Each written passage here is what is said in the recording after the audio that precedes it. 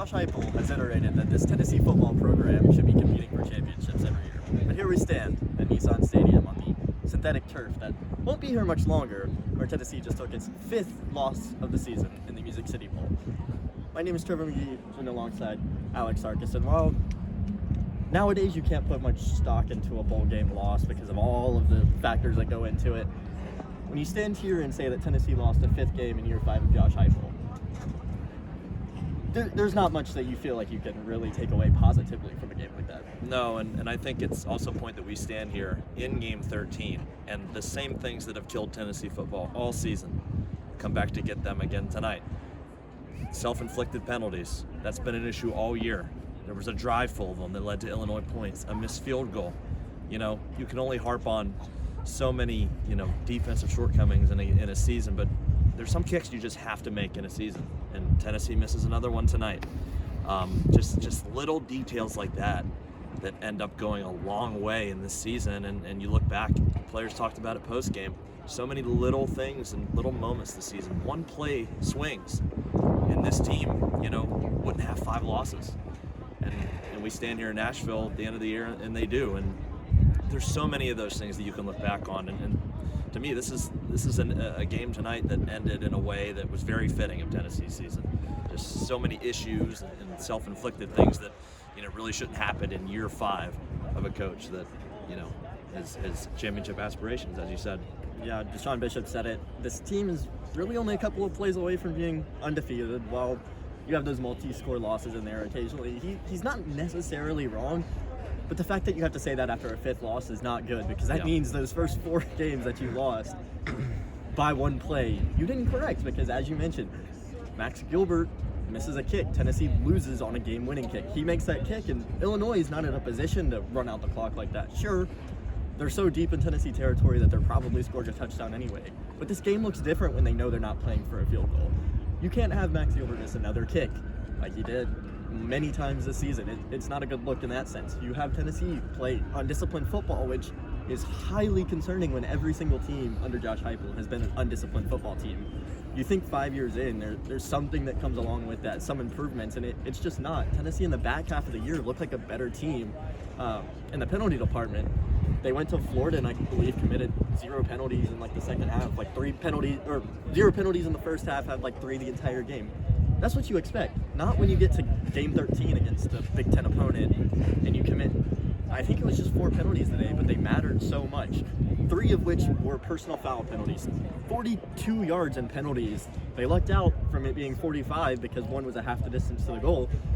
You can't have 3 personal foul penalties. And then their 4th penalty was an offsides call on 3rd and 6. The entire line jump. It's not one guy at that point. That is a disciplinary issue that you have when you get down to those moments. It is a clutch position. Tennessee has them 3rd and 6 with, I believe, around 3 minutes on the clock. They're going to get the ball back if you get a stop there and Illinois has to kick a field goal. Instead, they convert on 3rd and 1, because who's not converting 3rd and 1 when Tennessee's got multiple walk-ons in there on the defensive side of the ball? It's just not much positive you can take away when you're this deep into a tenure that is supposed to be promising after what they did last year. Definitely. And, a bowl game in these days, you've got opt-outs. A guy, Chris Brazzell, tonight opting out, so Joey Aguilar's down, his best target. But I think, you can point to that as the reason that his 200 passing yard streak ended tonight. But I think Illinois' defense really, did a good job of containing. They got 4 sacks on Joey Aguilar tonight. Tennessee didn't really attempt a deep ball, which has really at times been a staple of this offense this year. And these young receivers, a guy like Braylon Staley, who's breaking records this year for Tennessee, was contained tonight. And that's really been where Tennessee's offense has hummed this year. And the running game has been an area where Josh Heupel's teams have really dominated as of these past couple of years. But this year was a year where really the receivers shined. And tonight they didn't, and that's the reason that Joey Aguilar's held to under 200 passing yards, and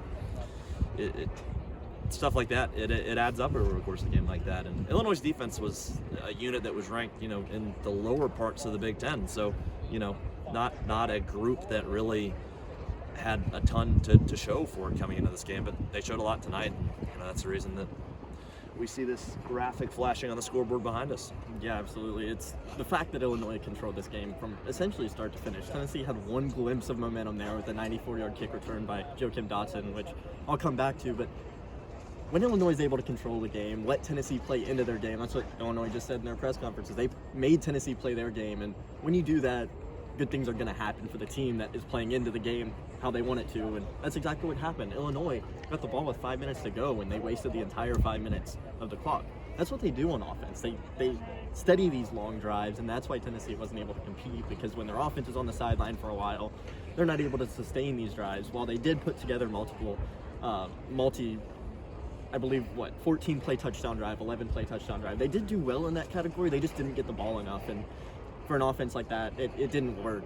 But I guess the one promise that you come out of this one with, give or take, is the fact that Josh Heupel did say it himself. This is one of the younger teams in the conference, and you have to put an asterisk, I suppose, on this 8-5 season for the fact that it is one of the youngest teams in the SEC. But the counterpoint to that would be they still didn't impress very much in most ways tonight. You personally wanted to expect big nights out of Rodarius Jackson and Travis Smith with the absence of Chris Braswell. You got one catch out of Rodarius Jackson on the sideline, I believe, somewhere in the third quarter. Wasn't really a very impactful catch. Travis Smith, I don't think, saw a single target. You saw Deshaun Bream get some action in there, which was a little surprising considering you did have Miles Gitzelman available, you did have Ethan Davis, and Jack Van Dorselaer had a middle portion of the year where he was pretty good. But you have those younger guys that didn't really make the impact that I feel like they should have made tonight, and the positive you come away with is now they begin the SEC offseason where everyone typically takes a jump, and that's where you can take the positive away from tonight. And the last time Tennessee dropped this game, I'm sure a lot of you know what happened the next year. So, it's all about moving on. And now the offseason of college football, which is arguably, one of the more important things in the sport, without a doubt. So, see what happens. For one final time in 2025, Tennessee is not victorious as we stand for the last time Tennessee will be in this current version of Nissan Stadium, as next year they cannot qualify for the Music City Bowl as they played in it this year. So this stadium will be gone the next time they have the possibility of qualifying.